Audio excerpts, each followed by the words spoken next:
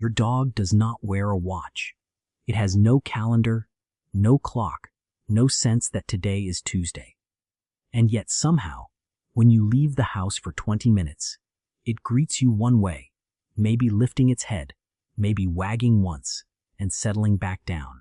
When you leave for 4 hours, it greets you completely differently, more excited, more frantic, sometimes shaking, sometimes unable to stop moving, spinning in circles at the door before it even lets you take your coat off. Something clearly changed for your dog in the space between those two absences. Not a guess, not coincidence. Something measurable, every time.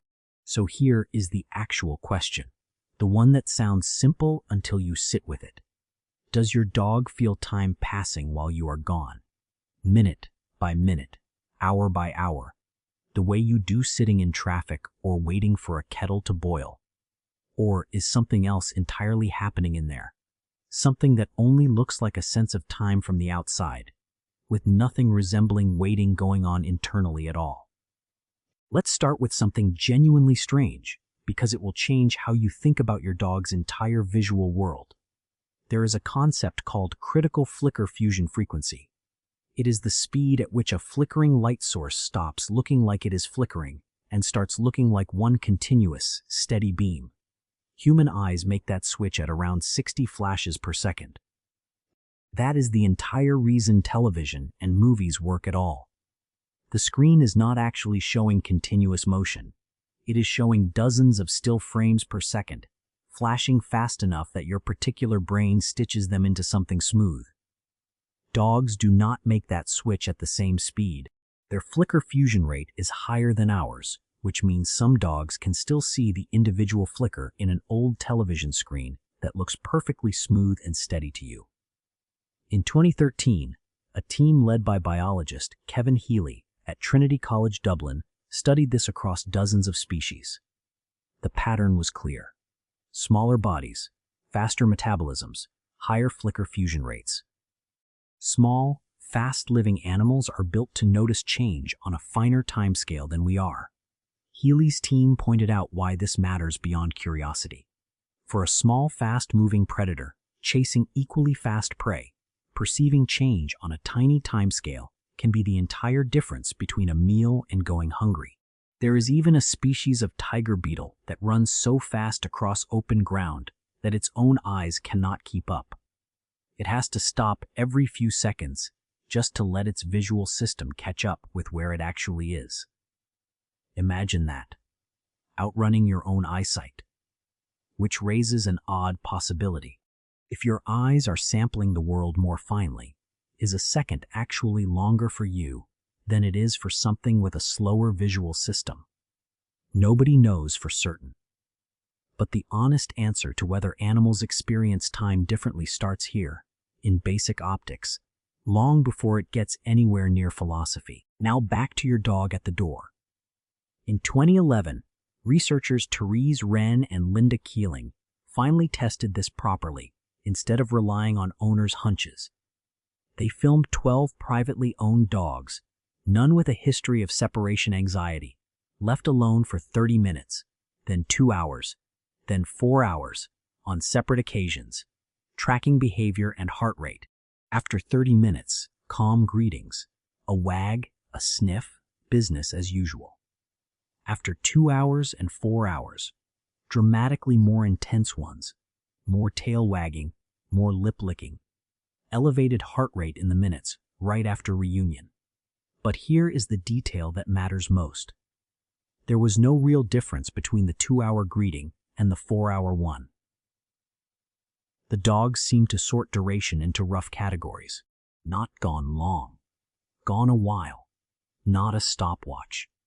More like a mood. If you want to see what happens when that mood never resolves, there is a real story that puts everything so far into a different kind of focus. In 1924, a professor in Tokyo named Hidesaburo Ueno adopted an Akita puppy and named him Hachiko. Every morning the dog walked him to Shibuya Station. Every evening, precisely when the same train was due, Hachiko was waiting at the exit, rain or shine, for over a year. On May 21, 1925, Ueno collapsed at work and died of a cerebral hemorrhage. He never came home. Hachiko did not understand that. That evening, he went to the station anyway, at the same time as always, and waited. The next evening, he did it again. And the next. Station staff tried rehoming him more than once. He kept escaping, kept finding his way back to that exact exit, at that exact hour. For 9 years, 9 months, and 15 days, Hachiko returned to that spot until his own death in 1935, at the age of 11. One of Ueno's former students later argued that people were reading too much into it, that Hachiko wasn't tracking grief or hope, just repeating a pattern his body had learned to expect at a fixed hour. He may be right, but whatever was happening inside that dog, something kept precise account of a specific hour, every single day, for almost a decade, long after any reward for doing so had stopped arriving. So if it isn't a stopwatch, what is it? In 1977, psychologist John Gibbon proposed the model still used today, called scalar expectancy theory. Picture an internal pacemaker, ticking pulses at a steady rate, feeding a mental accumulator, like coins dropping into a jar. To estimate elapsed time, the brain just reads how full the jar is.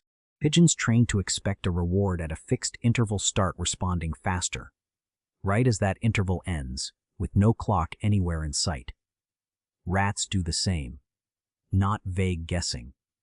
This is a real internal clock, built from neurons instead of gears, precise enough to explain a beetle recalibrating its legs, a dog's changing heart rate, maybe even a decade of evening vigils at a train station.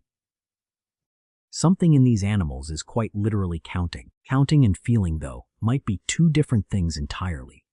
A pacemaker accumulating pulses is a mechanism. It can be measured, modeled, run on a computer. What it cannot tell you is whether 4 hours alone drags for a dog the way 4 hours in a waiting room drags for you, or whether it simply arrives at 4 hours the way a kitchen timer arrives at 0, with nobody home to notice the wait. This is the same wall philosopher Thomas Nagel described when he asked what it is like to be a bat, navigating a world built entirely out of echoes. We can map the mechanism perfectly and still never confirm whether duration is actually felt from the inside, stretched, endured, or just computed and acted on with nothing behind it at all. A dog can have both the pacemaker and the vigil, the mechanism and the 9 years, and we would have no way of telling from the outside which one was actually running the show. What we can say is that the mechanisms are old and they are everywhere.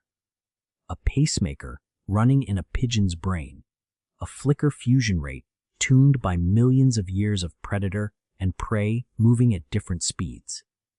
A dog's racing heart after 4 hours, not 2. 9 years of evening vigils at the same train exit. Time, or some functional version of it, is being tracked constantly across the animal kingdom, in bodies that never needed a clock on the wall to begin with. So next time your dog nearly knocks you over after a long day, something real happened while you were gone.